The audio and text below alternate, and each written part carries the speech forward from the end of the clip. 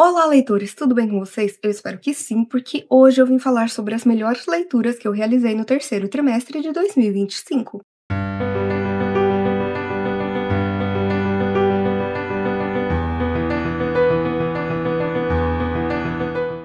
Gente, já vou dizer que os meses aí de julho, agosto e setembro foram os melhores meses de leitura que eu tive esse ano, tá? Inclusive, já aproveito para dizer que o quinto, quarto e terceiro lugar, eles mudam diariamente, tá? Depende de como eu tô me sentindo, mas como eu disse, os 5 livros que eu vou falar aqui são excelentes e já quero pedir então que você curta esse vídeo, que você se inscreva aqui no canal, que você compartilhe, que você comente e aí a gente vai conversando, tá bom? Então agora sim, vamos falar sobre as melhores leituras desse terceiro trimestre.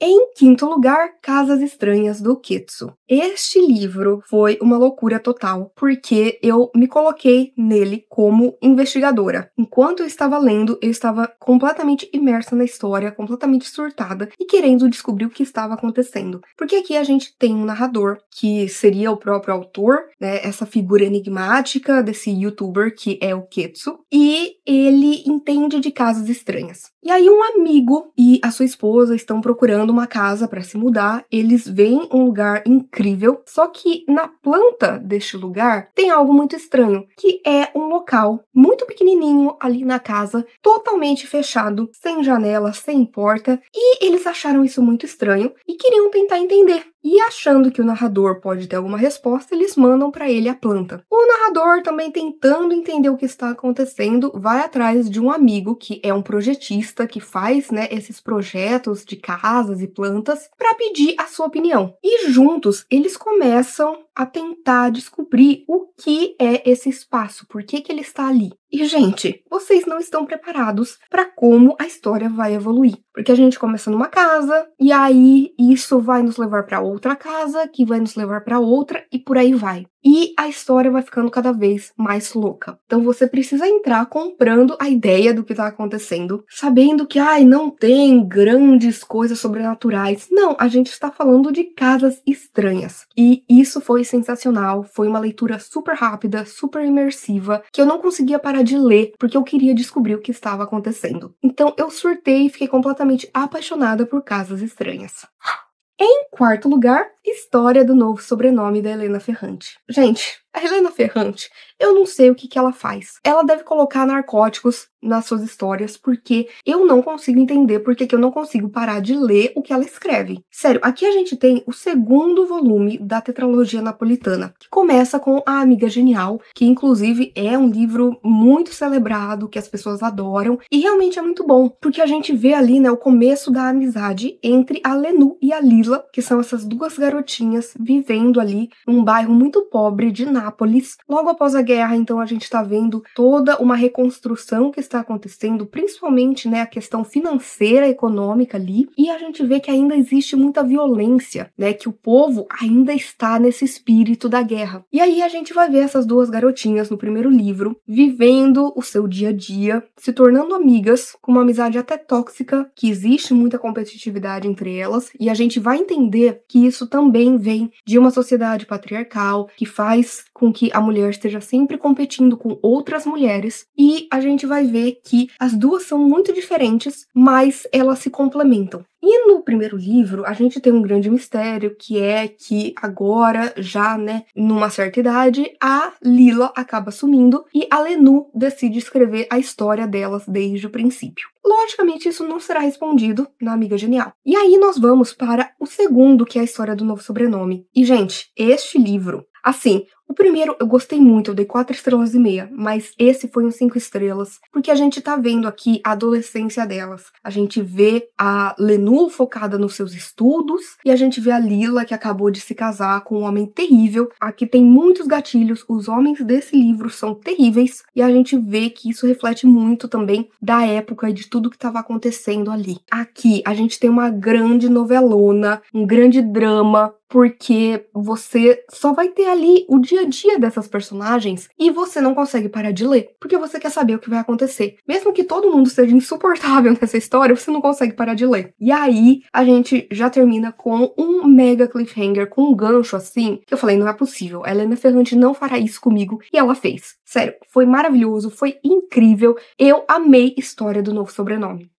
Em terceiro lugar, Nós Já Moramos Aqui. Outro livro que me deixou surtadíssima, que me enlouqueceu. Por quê? Porque aqui a gente vai conhecer a Eve, que está, numa casa que ela acabou de se mudar, tá esperando sua esposa chegar do trabalho, quando de repente toca uma campainha. Ela vai ver e na soleira da porta tem uma família ali. Pai, mãe, filhos. E aí o pai fala, olha, a gente estava passando por aqui e eu já morei aqui quando eu era criança. E eu queria muito mostrar a casa, pra minha família. A gente pode entrar? E a Eve, não querendo dizer não querendo desagradar, falar, ai, tá bom, entra. Só que a partir do momento em que essa família entra nessa casa, coisas bizarras começam a acontecer. E tudo que vai acontecendo vai fazendo com que essa família fique cada vez mais tempo ali. E aí a gente vai embarcar nessa história maluca, bizarra e aterrorizante junto com a Eve. Gente, este é um livro que ele é extremamente instigante. Você vai lendo sem parar porque você quer saber pra onde a história tá indo, já que ela vai ficando cada vez mais absurda. Só que é diferente de tudo que eu já vi até hoje. Tem alguns filmes que eu já assisti que me lembram essa história, mas nada exatamente assim. E eu acabei esse livro querendo mais, desesperada, sabe? Precisando falar sobre ele a todo custo. Porque Nós Já Moramos Aqui é um livro maravilhoso. Sério, é super fluido, mas mais do que isso, ele é um livro hipnotizante, que você vai terminar querendo respostas, querendo entender o que tá acontecendo, completamente surtado como eu.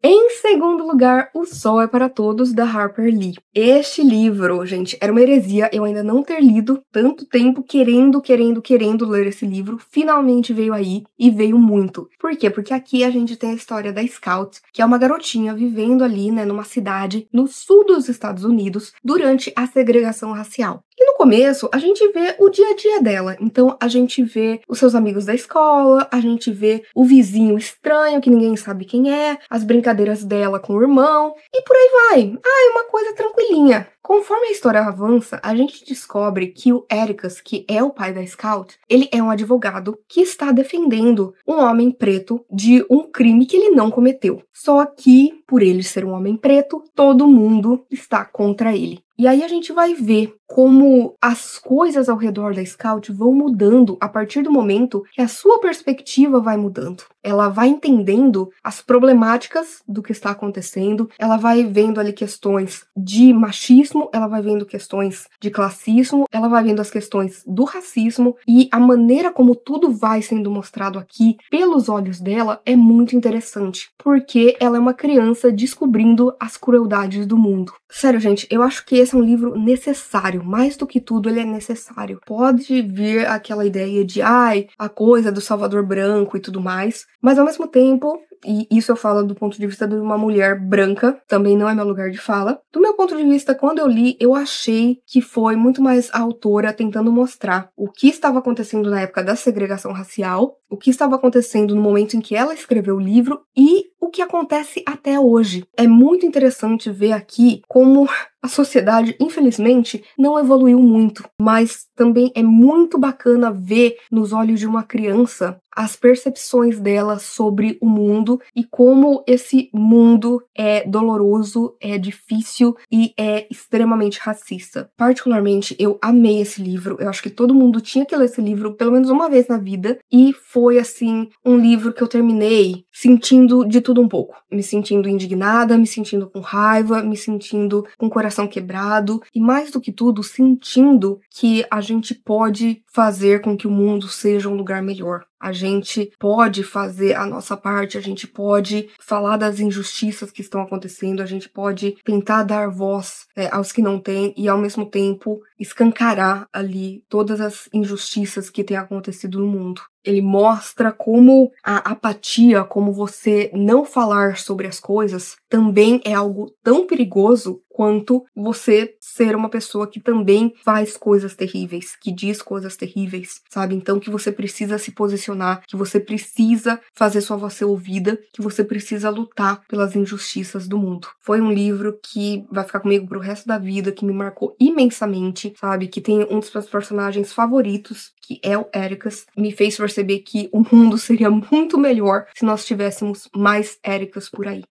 E por último, mas não menos importante, em primeiríssimo lugar, gente, só tinha como ser ele, A Canção de Aquiles, da Madeline Miller. Este livro, ele acabou comigo. Por quê? Porque eu era aquela criança que amava mitologia, que sabia tudo de mitologia, que ficava enlouquecida lendo sobre mitologia. E aqui a gente tem um reconto da história do Aquiles e do Patroclo. O Patroclo, aqui, ele é filho de um rei e ele acaba cometendo um crime que faz com que ele seja deserdado e ele é mandado para um outro lugar em que existe ali um reino que o seu governante, ele meio que recebe essas crianças, né, esses jovens que foram deserdados. E o filho deste governante é ninguém mais, ninguém menos que Aquiles. E o Aquiles e o Patroclo vão formar uma amizade. A gente vai ver eles tendo desde aula de música até de combate. E, logicamente, conforme o tempo vai passando, eles vão se apaixonando. Logicamente, a gente sabe como termina essa história. A gente sabe de tudo que acontece na Guerra de Troia. E aí, gente, é que vem a coisa. Por quê? Essa história é narrada do ponto de vista do Patroclo. E a gente vai se apaixonando por esse casal. A gente vai vendo o dia a dia deles, a gente vai vendo essa paixão nascer, a gente vai vendo ali tudo que vai acontecendo até culminar na Guerra de Troia. E é muito interessante o Patroclo ser quem conta essa história, porque ele é um personagem maravilhoso, ele é incrível, eu adorei o Patroclo. O Aquiles, tive meus problemas com ele, mas também é muito interessante ver o ponto de vista dele sobre o Aquiles, esse homem por quem ele se apaixonou, e a narrativa é incrível. Eu nunca tinha lido nada da Madeline Miller, e agora eu quero ler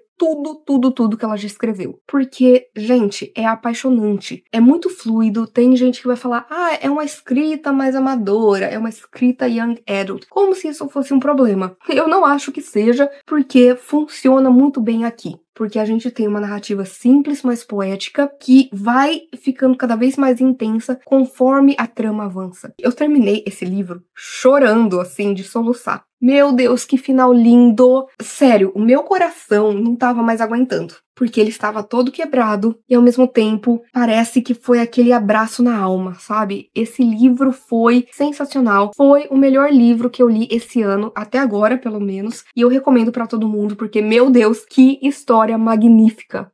E é isso, gente. Espero que vocês tenham gostado do vídeo de hoje. Por favor, se você quiser continuar conversando comigo a respeito de livros, filmes, séries, qualquer outra coisa, não deixe de me contatar nas minhas outras redes sociais que eu vou deixar aqui no box de descrição. Por favor, curta esse vídeo, porque isso ajuda muito o meu trabalho, faz com que esse vídeo e o canal chegue a mais pessoas. Compartilhe com seus amigos, comente aqui embaixo qual foi o melhor livro que você leu em 2025 até agora. E, por favor, não deixe de se inscrever no canal Livro em Livro se você ainda não é inscrito e aproveite para ativar as notificações, ativar o sininho, porque toda semana tem conteúdo novo por aqui. Então a gente se vê no vídeo que vem.